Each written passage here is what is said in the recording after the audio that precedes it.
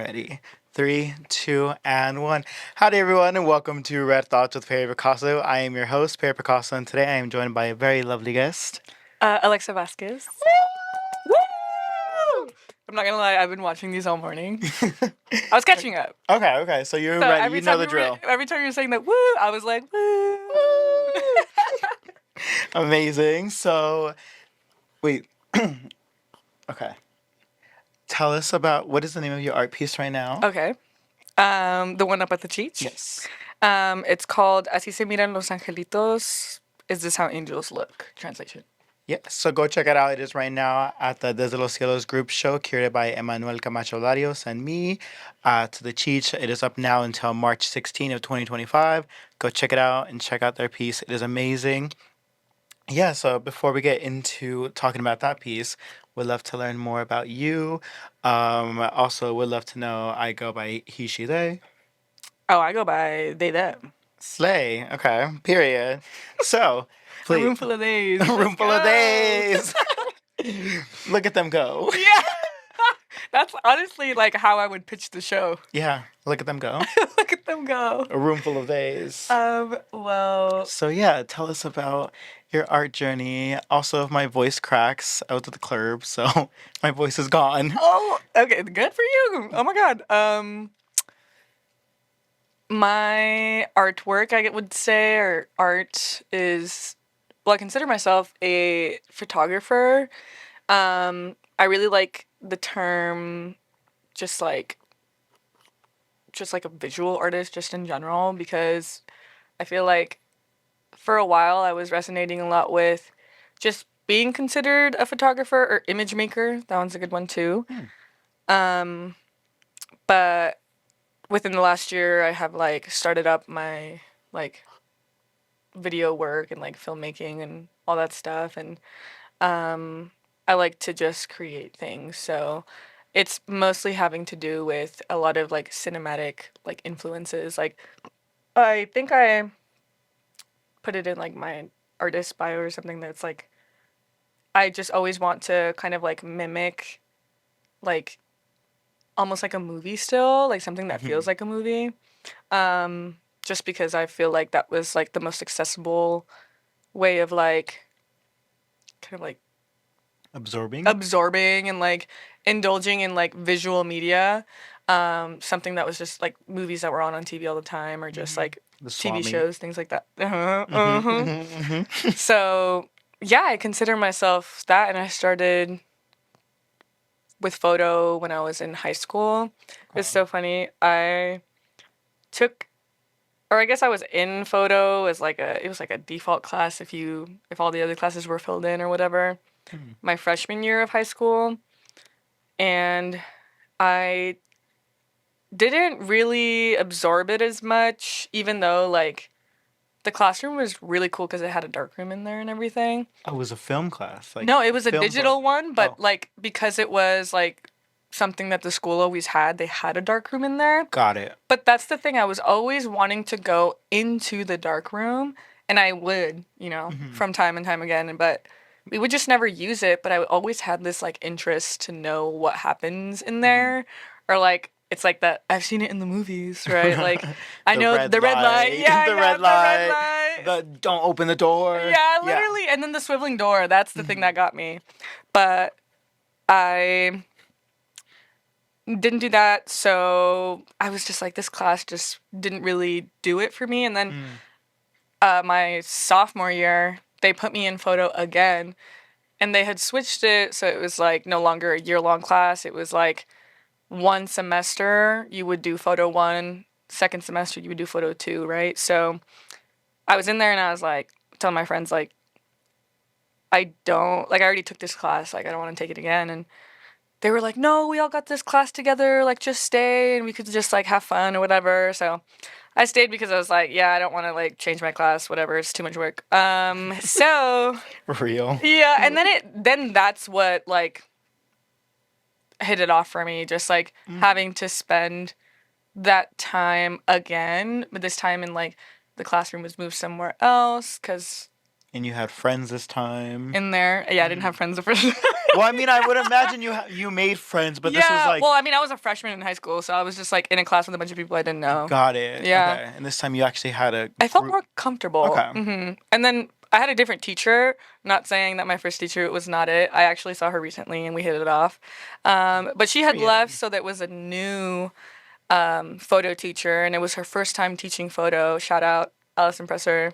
Shout out. Literally, she is like someone I always talk about, and I see her constantly too because she still works like with a lot of districts like I work with and everything. But she kind of like kept pushing me to keep doing photo. I would tell her like or ask her if I could use her classroom after school for like photo shoots and stuff. I was Ooh. that kid. And then I was like, "Oh, can I use your projector for like pictures?" And I would ask my friends if like I would post those photos, and then other people on like Instagram would hit me up and they'd be like, "Wait, I really want pictures like this," or they wanted to come with their friends, and or they wanted to, kind of like pursue modeling, so they wanted more pictures or something. So I thought it was a very sweet thing, and that's where I kind of started, I guess, with that portrait journey.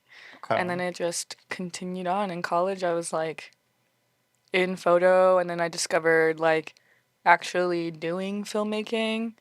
So, With 35 millimeter film, or like, do you mean like like an actual video, but like a Super 8? I did not Super 8, but I did use a 16 millimeter camera. Okay.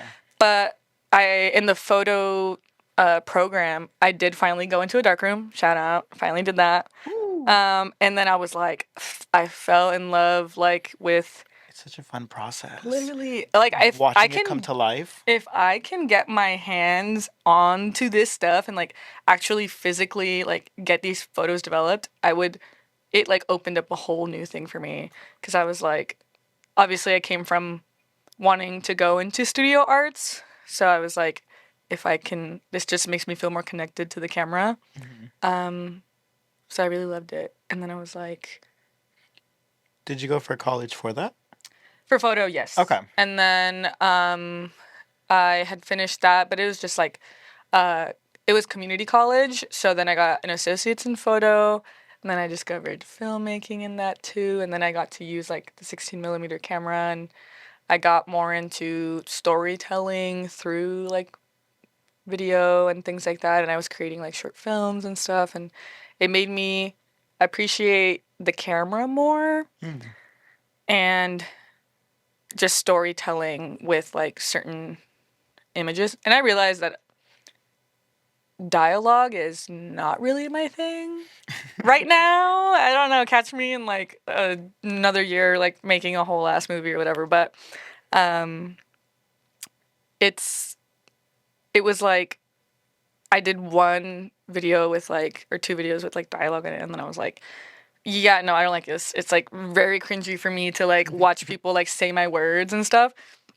And then I just decided to use music as like an overlay, because I was like, I don't want to even. I want to focus on the image itself.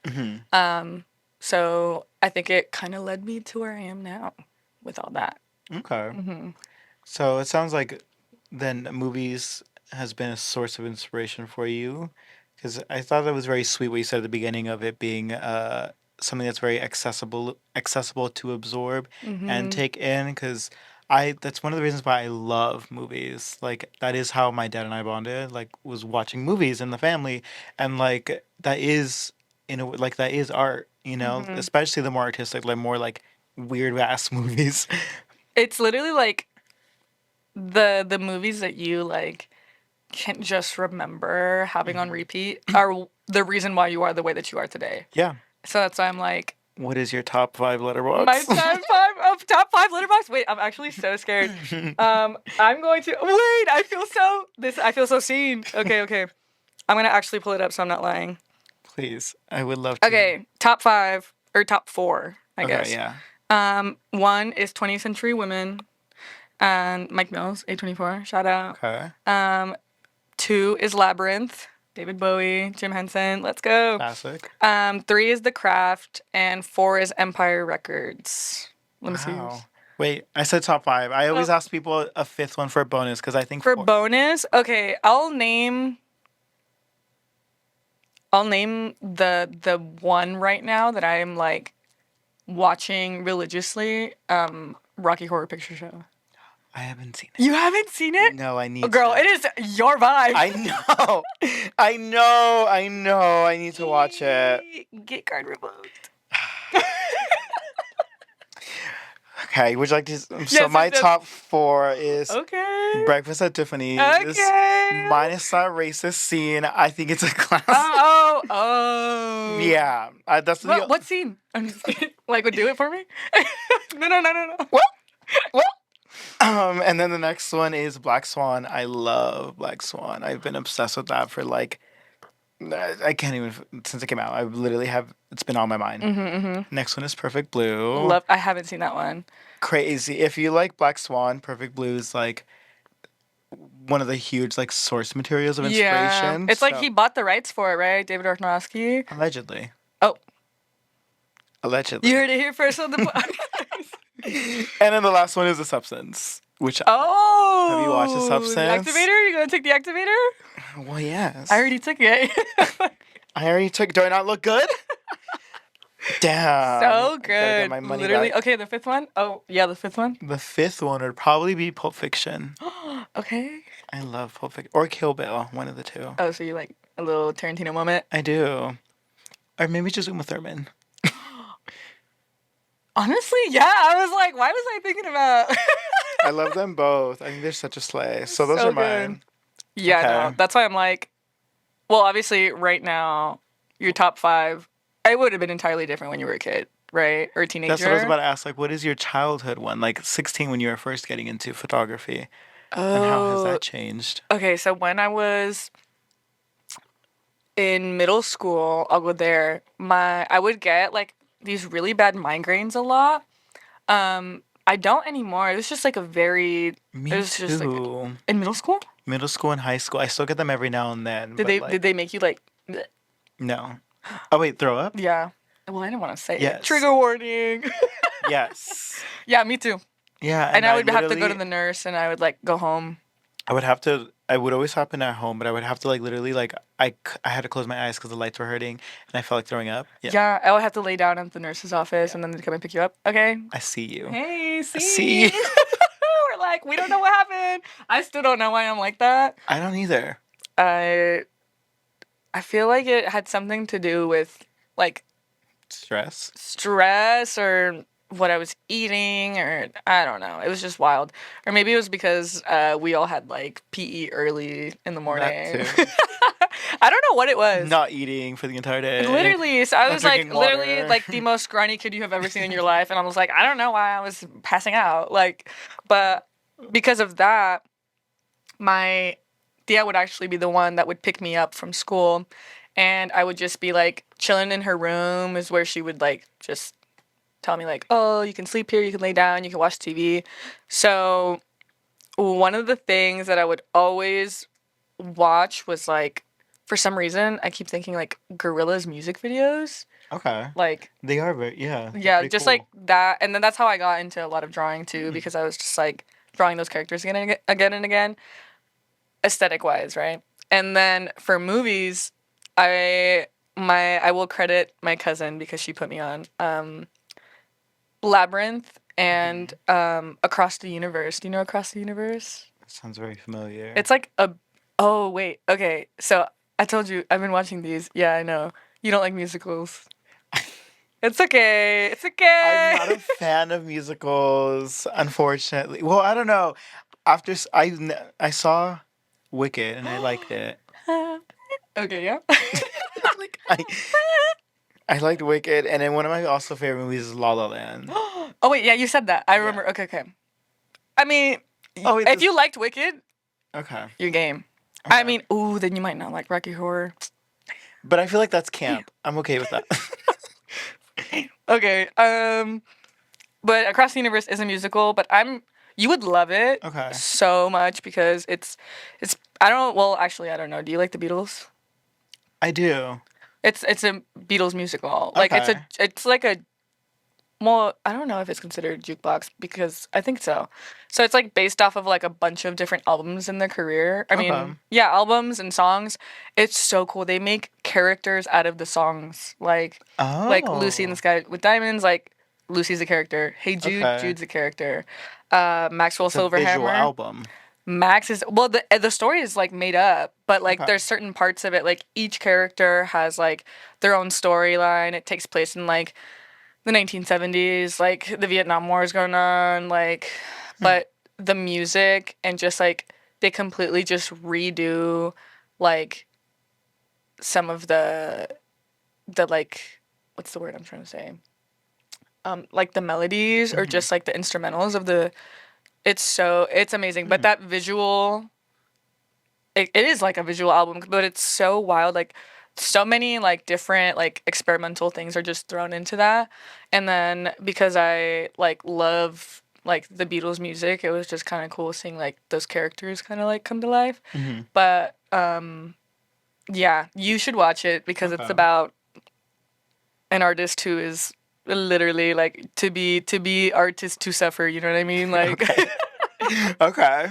it's so good, but that's for sure the one that I would watch every time I was like homesick. Hmm. Like I would be because it was just recorded on her like DVR. Got it. So I would just like replay it again and again. So which probably makes sense as to why I like put music overlay over stuff sometimes, but Hmm. or take a lot of inspiration from music. Okay. But yeah, that that is what I would watch a lot.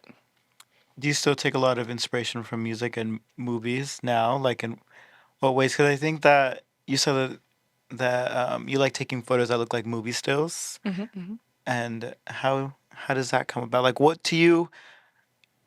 I guess now I'm pivoting to another question. Yes. Ignore that. Scratch that.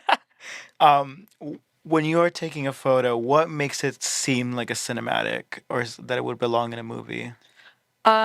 Certain ways and like how it's captured or the feeling of the photograph or like the image. Like a lot of times like our favorite images or movies or scenes or music videos or whatever um are all like they feel a certain type of way, whether it's nostalgia or like it feels very warm or it feels like you're connected to it somehow, whatever that feeling is.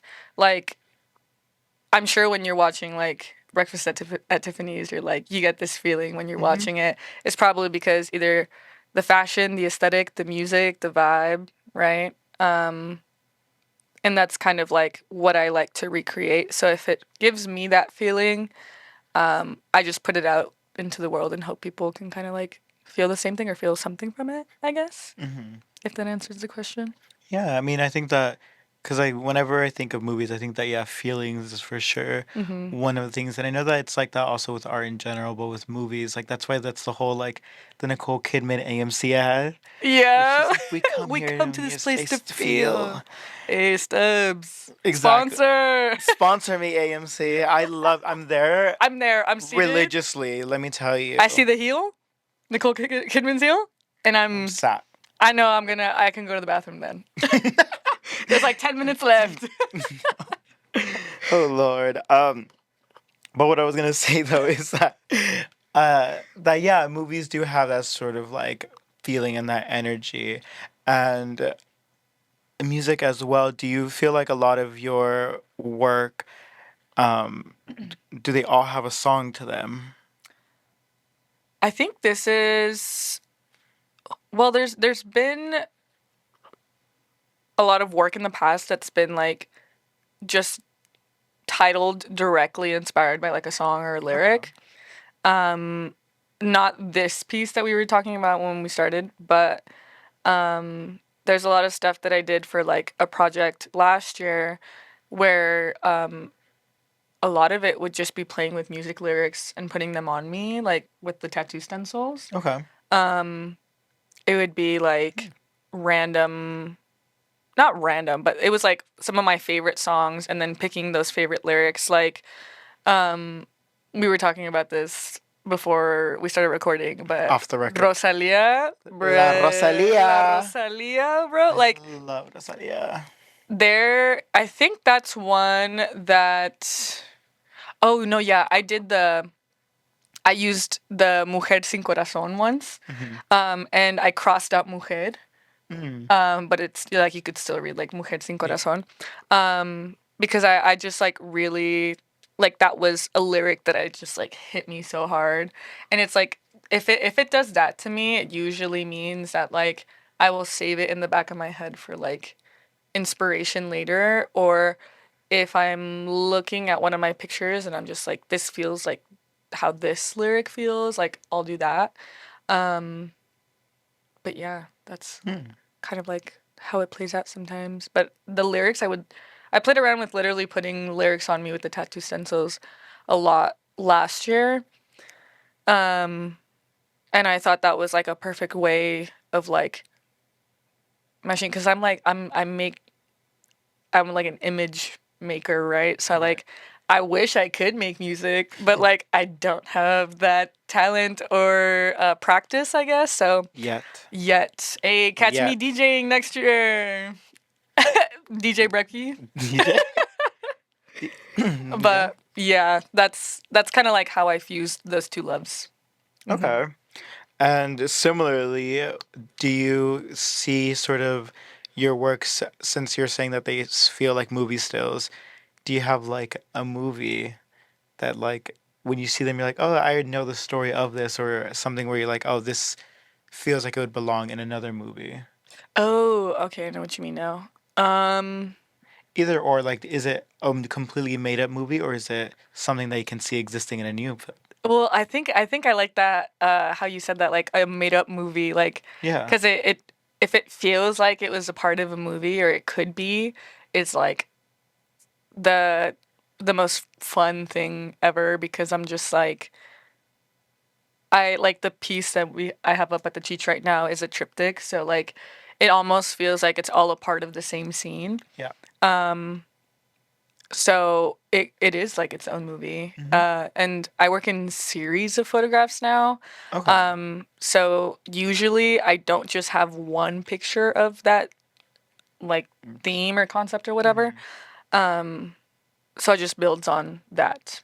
Hmm. Hmm. Okay. So you create your own little like world with it. I like it. Yes, that sounds really fun. I'm gonna use that. Okay. Because what I was going to ask in sort of conjunction with that is when you start with a project with photography, since you love movies and set design, I'm guessing set design, or just Hmm. sort of like making a setup, Hmm. do you go into it thinking like this is what the story is, or does it sort of like emerge through the process of you making the photograph?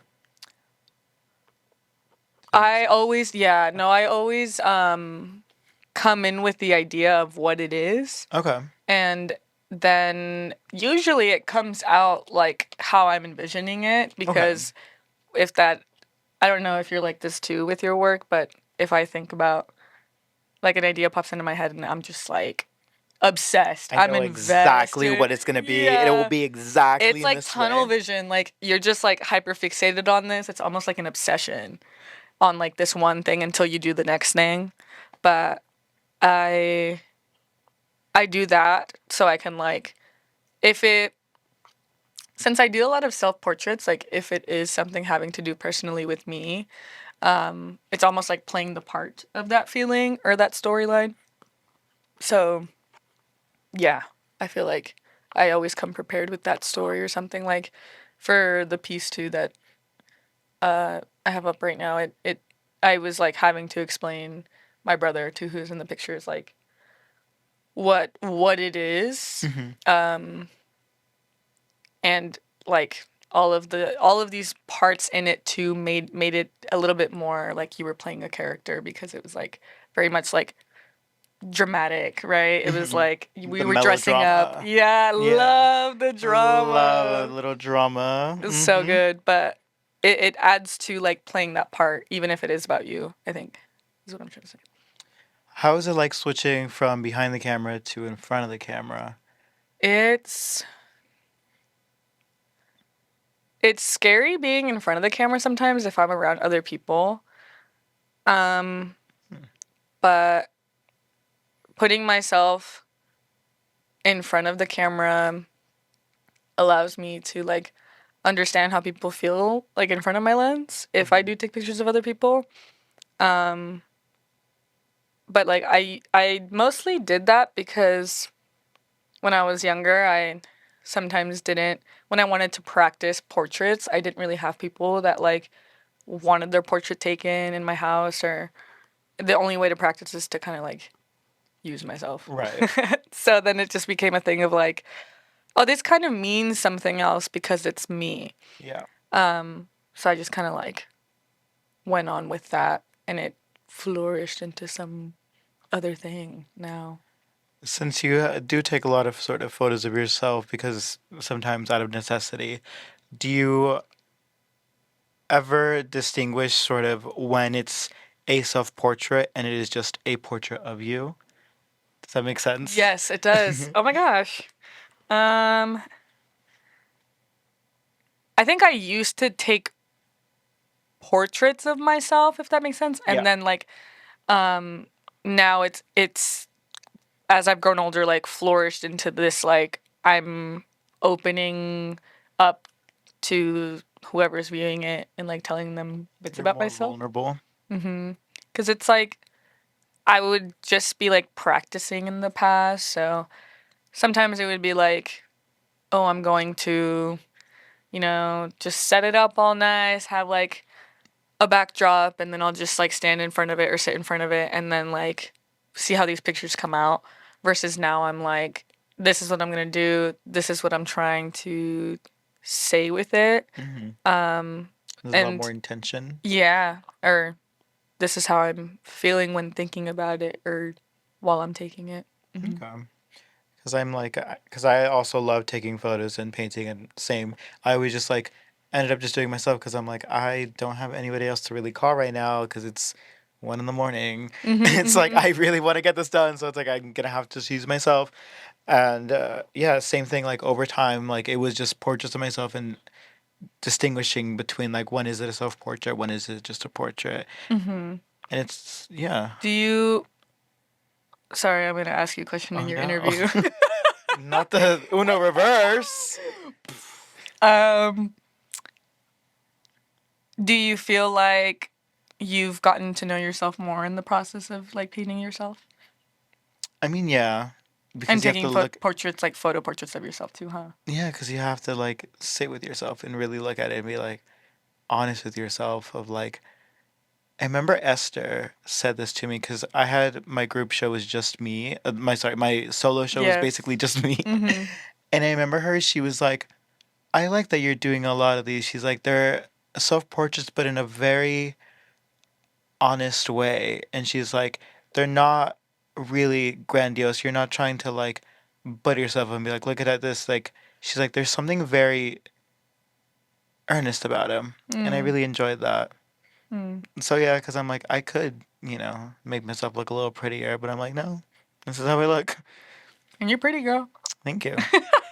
Well, But that's yes. that's well, yes. You right here too. Well, Hey. yes.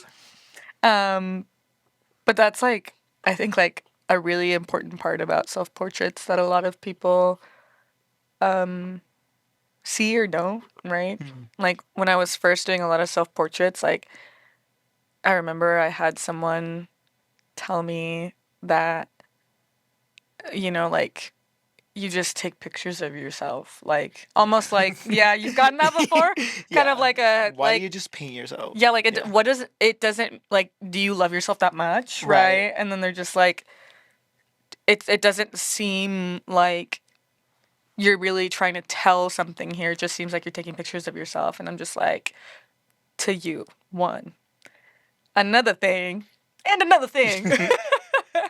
um, it's like, of course, back then there was a different way in like um capturing those photographs, but I'm just like the whole point of it is that like I get to see myself grow if I'm doing it over time, Hmm. but also in the moment, like if it doesn't hit, girl, then it doesn't hit for you, like, and I promise you, like, there will be one person who will look at this and be like, I have felt this way before, or I know exactly what you're trying to like tell me, or what this is trying to tell me, or something. And I'm just like, there are so many people who have like done the self-portrait thing and they are like, idolized for it and things like that. But it's like when it's someone that it's just and you're like not really understanding what they're trying to do, it's not seen the same. Mm-hmm. Um, but I think that now people are beginning to understand more since I'm like kind of like doing series of stuff. It's like there will the only story I can tell the best is my own story. So Yeah. I mean, I definitely hear you on that. That's also why I also just do myself now more because I'm like, I can't speak on anything else other than my life. exactly. Hmm. And damn, that's so true though. It's some. You're like, Alrighty. Well, speaking of self portraits, though, shall we talk about your piece mm-hmm. at the Cheech? Let me pull out my reading glasses Okay. to read this. I'm gonna read your blurb. Uh-huh. So, Alexa Vasquez, Así se miran los angelitos. Is this how angels look? 2024 photo print.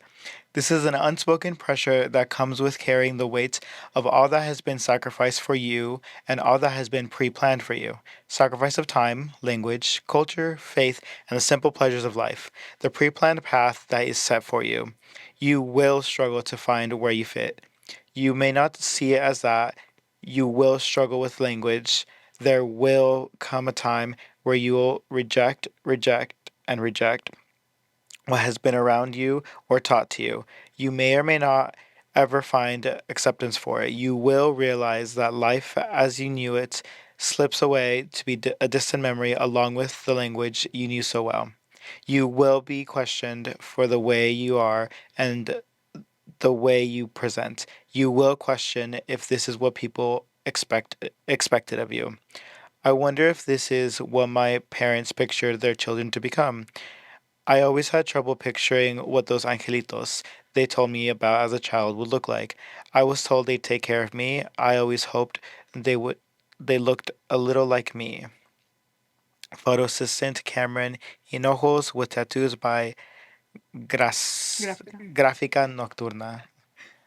Period. Period. Okay, so that's you and your sibling. Yes, it's Okay. me and my younger brother. We're just two. Okay. So Were they on board when you have they been in your works before, or is this your first time collaborating with your brother?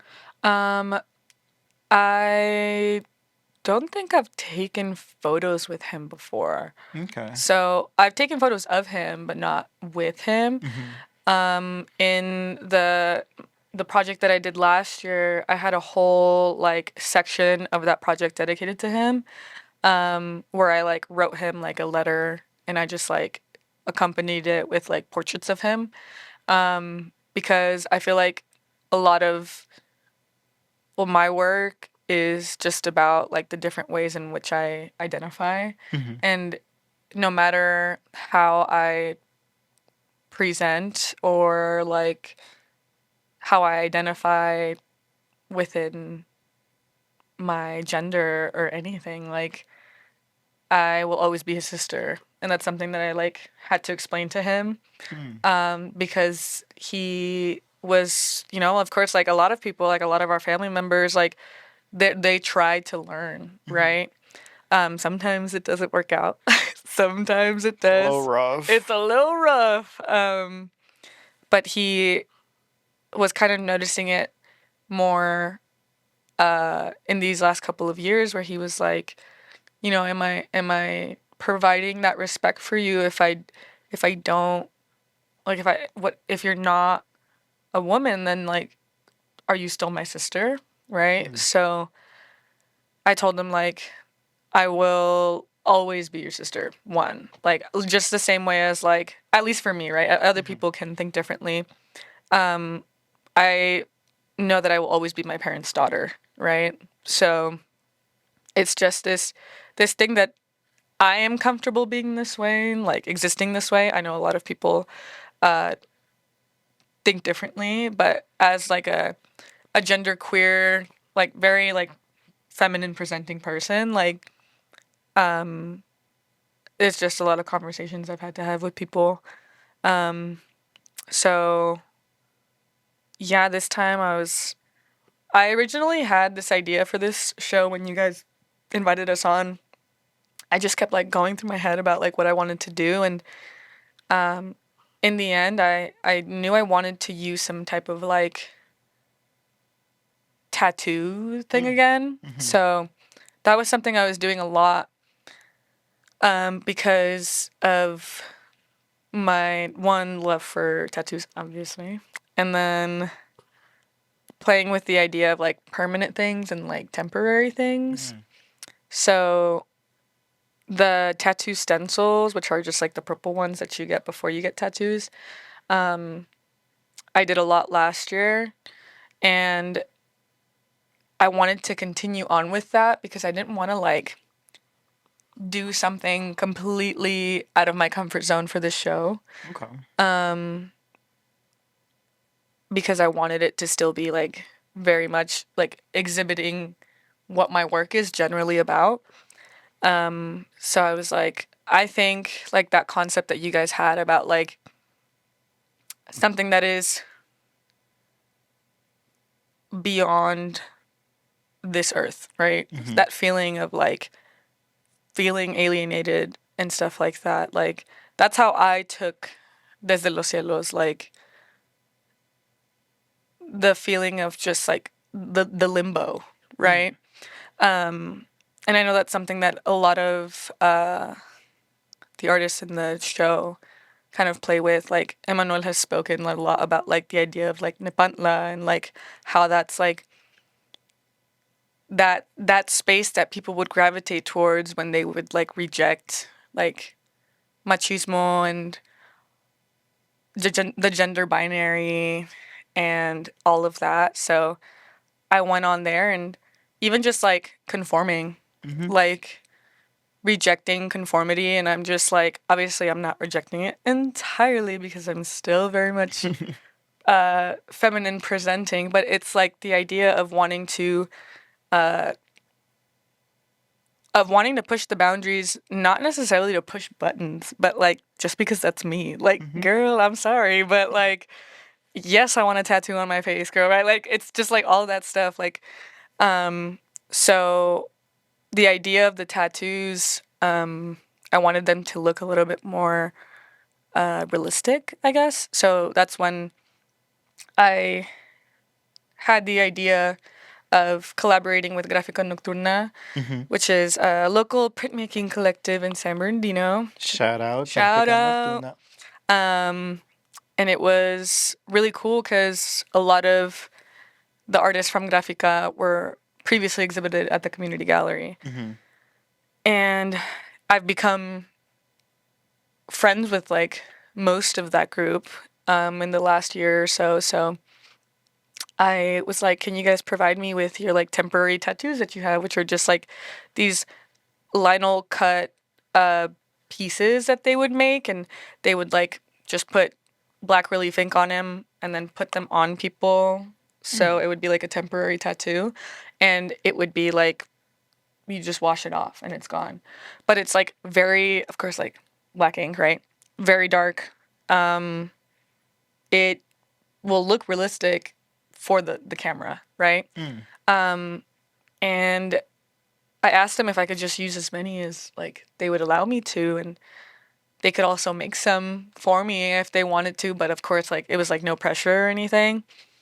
And they were like totally on board. I had Sarah Sevi and Bria Rosa actually helped me put them on Shout us. out, Bria. Shout out. And then I was like, I want to play with this idea of the tattoos, but I don't know how. I was like exploring the idea of like what other element to add onto this to make it like not just about the tattoos, but like the conforming or just like the exploring of like that, right? Love like those modifications to yourself and how you change your physical form. So then I thought about my family and like a lot of what the show reminded me of, which was a lot of like kids who had to find their way and kind of like with whatever was given to them, right? So it was like the the experience of maybe a lot of children of immigrants or children who are immigrants too, of like trying to find your footing while still kind of like pleasing your family is like not a good balance at all. So I thought about how I grew up in my house, and my mom wasn't, well, my dad is very much a Catholic man, but my mom was raised Catholic, but she didn't necessarily like really put it upon us. Um, but I kind of like think that she would read us a lot of stories about like all the stories from the Bible, right? But like in these children's books and all that stuff, and she would like pray with us before bed and stuff, because I feel like for her it was almost like a she had never had kids before us, right? So it was like if she's thinking that she was raised this way and she didn't think it caused her any harm to think that there was guardian angels protecting her, that maybe my kids will be okay with that too, right? And I thought it was a very sweet thing, like thinking back on it. Um, but with this idea of like reimagining like angels, because I would just always remember in those prayers, like before we would like actually go to bed, my mom would be like, que sueñes con que sueñen con los angelitos, right? Um, so in that description, I'm just like, I could never really like properly picture what these angelitos look like, because like when you are reading these like children's books and stuff like that, like you just see this like very like Western like Roman Catholic like angel, yeah, blue-eyed, blonde-haired baby. Mm-hmm. Um, so I was just like, that ain't me, right? So as I was growing older, and I remembered like I had this little um do you remember Precious Moments? Do you remember those little dolls? So, well, the little figurines, I had one of those like plush dolls that was an angel, and she had like blue eyes and like blonde hair, and um she had like a little like thing that you can like press when she would like do the little she would like I would Pray. pray with her basically. But I just thought it was like just a very like weird moment in my life, because I think I remember one time hey, this might be out of pocket. It was just a, but her hands were like stitched together, Mm-hmm. like for the prayer. So when I was younger, I got scissors and I snipped the stitch. So she still had her hands. The hands were fine, but like, so I just like freed her hands, I guess. And I was Oh. like, I don't know why I did it, but it was just kind of like it's my toy. I can do what I want. Was it like a cathartic release? When I thought back on it, I was just kind of like, why did I do that, right? And then like, I just remember always looking at the doll and being like, why are her hands together? But I was like, I know she's praying, but like, why did they have to stitch this like angel's hands together almost? But those were like my memories of like little angels. So with this, it was like just reimagining the angels to look like my brother and I. Okay. Um, yeah, because I'm like, did we? I feel like I explain it a lot to like students that I teach. I'm just like, there is no like guideline to this very like complex thing of like whether it's like you or me, or like they don't teach you in school and in books how to be a first generation child of Mexican immigrants, and you're also female, and like you Spanish is your first language and you have to learn English, but then you only speak English, so then you forget Spanish. Like you live in Southern California, you live in the Inland Empire, like there is no guideline for how to go about your life for those things, so you just kind of like figure it out. And that's when I was like, I wonder if with all of that like laid out for me, like if this is how my parents pictured that I would like grow up Mm-hmm. to be, like this adult that I am. But Does that yeah, thought ever scare you? of if I am like Mm-hmm. what they thought I was, Or that you aren't? that I not. I kind of have a feeling I'm definitely not. That's why I'm like it's not scary because I know I'm not what they pictured. Okay. Um, it's definitely something that I've like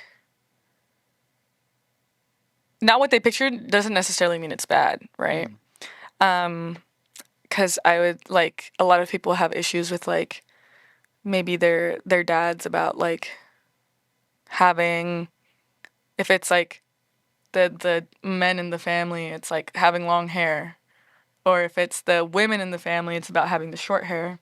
Mm-hmm. Um, my dad would always be like I shaved my head and he loved it. But then I do my makeup and I get piercings and tattoos and he's like, "Qué feo se mira eso," right? He's just Right. like, so I'm just like I'm very confused. Like I don't understand um his likes and dislikes Mm-hmm. almost. But my mom, she's always just like, "Do what you want, just be careful." Um, Slay. slay. Slay. Okay. So then, when you're out here and you're sort of teaching this because you give the tours and sort of like Hmm. are talking to a bunch of youngins about your work, what is something that you hope that they take away? Is it that they see themselves represented as an angel, or that questioning what even is an angel? Like, what is the thoughts that you want them to go I'm with? glad you brought it up because this is something I wanted to talk about. Because I do give the tours. Mm-hmm. I've talked to people about all your guys' pieces. Oh. It's so like literally any of y'all like if you want to know how people have reacted to your pieces because you're not there often, like I have the stories. I've talked about Emanuel's piece. I've talked about your piece, Veronica's, uh, Jesse's, Stephanie's, like Myra's, every single piece, and it's like even getting to Hmm. talk about my own is sometimes I pick and choose when I actually do go into depth on it. Um, but I had a chaperone, well, a teacher. Hmm. She came to me and she was like, "I really liked your piece," and she's like a high school teacher, and then I was like, or yeah, elementary or something, and then I was like, "Oh, thank you," and she was like, "It made me think about my daughter." She was like, she's like 15 now, and she's like how you are explained in your picture, like she's growing up into her own person, and she's growing up into something that somebody that I like didn't expect, but she's like, but I love her regardless, right? I think she means like didn't expect because like obviously we're in this like different age of like social media and Right. stuff. So we're all like literally like digesting so much, so many trends, so many things, and the kids now are built different for sure. But Hmm. she was just kind of like she likes like a lot of the things that like I liked when I was younger. But she's becoming her own little like adult, and she's like, and it makes me really think about her, and I thought it was really sweet because it's like from the parents' perspective, Hmm. because it's almost like the title was like a question like for my parents, Hmm. but it could also be like a question for the public. Hmm. And then I had these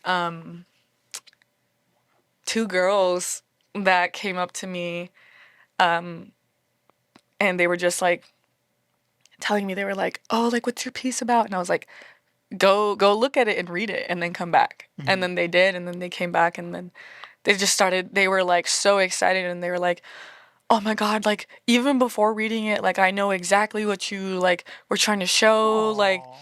and these girls, like, granted, we look like completely different, right? And that was like the best part too, that they had like long black hair, and they had like they were such like cute girls, and I was just and they were like it's like they just started like literally like vomiting all of this like lore on me about their Oh. lives. They were like it's just like nothing I do is like ever enough. I feel like nothing I do is ever enough. Like if I talk too much, like I'm being like rude. If I don't talk enough, I'm like being too quiet and this and that. And it's like they'll be like, oh, like this side of my family just like doesn't accept me and doesn't like me. They always look at me this way, and it makes me feel so bad because I'm just kind of like, what am I doing wrong? And I was like, it's so wild to know that people who like maybe don't carry on like the specific aesthetic that I do, or are even like creatives or artists like that, like still like get that feeling of rejection and like, or aren't even like queer, right? I'm not saying that they're not. Right? I was just like, even those people are like, Ostracized and yeah, off. they Yeah. they feel like that. And then I was just like, that's exactly like if you feel it, you feel it, and that's it. But it was one of those moments where I was just like telling them like, um, generations that are older than us will have a lot to say, and they don't accept what they can't understand, and they don't accept things that they're maybe envious of. Hmm. So I was always like telling people like if those generations grew up differently than we did, and they grew up a little bit more, like isolated and maybe a little bit more um reserved from truly expressing themselves, um if they were going a more like alternative way of expression, however that is. And it's like a don't take it don't take it as a blow on yourself, like you are not the problem in that case. Like it's other people that have to look at you and like accept the person that you are now. Yeah. um but yeah. Hmm. All right. Lovely. Thank you. Okay. And moving forward with your work, how are you hoping to? Do you want to continue sort of exploring this series, or are you wanting to do a little more? Like, yeah, what are we? How does the future look like? I would love to continue kind of like going on this route that I'm at, um Route of. of like exploring even more of the self-portrait or like Mm. portraiture, because I feel like this piece is like the most like matured of my pieces, of like it's everything together in one. Okay. um and I feel like it came out in this like way that I just imagined it. Not saying that things haven't come out like that before, but it was like when it all came together, it was literally like I was so proud of the idea of everything. Like I just wanted to be happy with the overall piece. Like there's been times in the past where I've maybe put something up and I just like wasn't happy with how it was, and I was like maybe like my heart wasn't completely in it. I was trying to like fit into something that I was obviously like not comfortable in. Mm, Um but I feel like this one was a lot of everything tied up together nicely. It was very nice. it's good. Hmm. Yeah, I guess that's something that I completely forgot about. That sometimes when you are put in a show, and if they have a specific theme, like it can be a bit of a challenge to feel like, how am I gonna fit in this?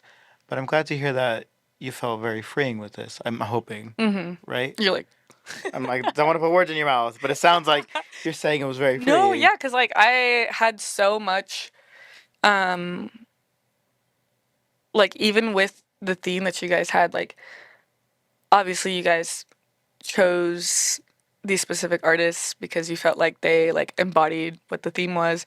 So it was at least like for myself, and I'm seeing from a lot of other people because of just how like beautiful and like heartfelt the pieces were, like that it just all came like pretty naturally from us like telling these stories.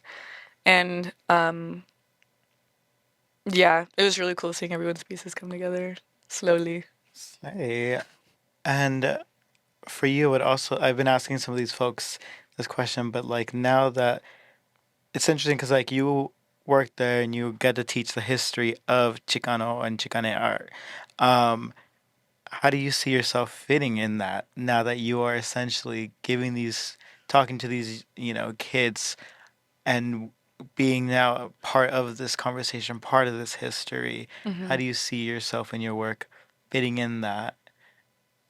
What's the legacy? I do talk a lot about it's like all my job to talk about like how the Cheech got here, like how Mhm. it came to be and why it's so important. I'm like trying to, talk to whatever age group I get for the day, like, like let me tell you why this is important and why you should care Mhm. if you don't already know. Right. And that's the importance of Chicanx art and art history and just the Chicanx community and people in general. And I feel like I definitely fit into the category of uh, Chicanx artists, like really just exploring like queerness in Mhm. their work. Whether it's and I know you guys mentioned him already, Fabian, well, Rafa Esparza, Rafa, I love Rafa. and Fabian Guerrero, Mhm. um, Shizu as well. Like they just like capture like queer people or just queerness like in this beautiful way that's just like within like a Chicanx lens, and it's so freeing to see because it's like now maybe other folks who also like kind of like show their queer identity in their work, like we can now say that we are like, these artists, or like Mhm. we fit into this category of what they're doing, which Right. is, I don't even know what to call it, but that's like the best part about it. Like, um, Shoulders to stand on. yeah, it's so like inspirational because like, and there you get to see the work be created like in real time. Like they'll be like putting it up the next day, and it's just so like Rafa was one of those people that I was a huge fan of just online. And then within the next year of working here, I was like, his work was up, right? So I was like, oh my God, I was freaking out. Like it was, and It's the foot of him as the the boat. bike, It's called like Hot Rod or something. it's called, oh man, why did I forget? A something cruiser. Oh yeah, yeah. Hold on, wait. I'll find it right now. Sorry, continue. Um, but yeah, and then I had gone to like I had met a lot of those artists. I didn't meet Rafa though. Dang. Those like I did have the opportunity to meet him at Edge of the Sun, which was their show at Jeffrey Deitch. He was there, all the artists were there, and I was too much of a. Cruising Utopia. Is it that one? Yes. Mm-hmm. So good. Oh yeah, Terra Cruiser. The Terra Cruiser. So good. So good. So crazy. I was like, I remember seeing like the checklist and I was like, Rafa's gonna be in the show. And I was like, I didn't even see the picture and I was like, are we getting the bike? Right? I was like, are we getting the bike? And then Esther was like, oh yeah, we're getting the bike. And I was like, oh my God, y'all don't even know what this means to me. Like, oh, it's so like, it was one of those moments where I was like, oh, I'm invested in this already before even like this opened. Like it was just something I had to like come to terms with for myself. Mhm. Um, but like I got to meet a handful of the artists in the collection and um then be featured in the community gallery, which was cool because it was kind of like a not necessarily like saying that those artists or Cheech was like going to come and like see my work, but more so like I think you guys were also talking about this like being exhibited within the same space as a lot of them. At the same time as well. It's wild and it's like these people in their time felt like complete outsiders, right? Mm-hmm. For the beginning of a lot of what their early career started off as. And like seeing, like, being able to sit in like Judith Hernandez's show, Beautiful show. it was like being able to sit there and think that this woman got to see her first ever retrospective be put in the world's first Chicano art museum. And I just sitting there, I was looking around and I was like thinking like women, especially like Chicana women who were historically like excluded from their own movement, like Mm-hmm. we are, as in like femme bodies or just like in the female body or Chicanx folks just in general, we are worthy of this much square footing for our work, Mm-hmm. right? And that made me like so emotional because I was just like, I am also here to see it and I'm here to learn more about it. And I got to visit her studio and I was just kind of like over the moon over being able to kind of just like further indulge in my own community and culture. So it was just kind of a thing of I'm always telling people like y'all sometimes people, right? Not at work or anything, but just like if people just don't get it, like they don't get the work, they don't understand Chicano art, like I'm just like, y'all read about it, we live it, right? So I'm just Right. like if you don't get it, it's okay. Cultures like you can learn about these things. But this is like our thing, which makes me very, very happy and giddy to think about. So yeah. Oh, that was lovely. I'm so like, what a nice way to sort of also end the podcast. So yeah, this is our thing. This Hmm. is for us. And if you get it, you get it. If you don't, You can learn. you can learn. Open up a book. Literally, we can walk you through, girl. Literally get a tour. No. Oh, well, thank you so much for coming Thank you. here. Tell the folks where they can find you. We put them in a show, you guys. Please, please, please support local Oh, artists. okay. I like that. Are you ending all of them like that? Yeah, that's what I'm trying to do. Is like just to like, cause I'm like, I The think it is checkpoints. very important to like tell folks like, if you like their work, support their work, put them in a Mm-hmm. show, share them, talk to people about this, like create this conversation. Um, well, you can find me at making breakfast, but are you gonna do the thing? Yeah. Are you okay? Cool. Yeah, because breakfast is not spelled the full thing. Um, yeah, I'm only on Instagram. Do you have a website? I don't. Oh. You can just find me on Instagram. I do have a portfolio though. Hey, but I have my Tumblr. Hey. Hey. You're like a little mystique. I know. I was like, I haven't grown up, y'all. Or I guess I have grown up because you can tell because I have a Tumblr still. Got it. Well, I'm like, y'all can find me everywhere. Art Perry, my website, perrypicasso.com. And in the podcast, we have Red Thoughts Perry on Instagram and TikTok now. Yeah, until then, I shall see y'all later. Ciao. Woo! Thank you. Dude, this is you got a nice setup here. I'm looking at this mic like, hey. Hey.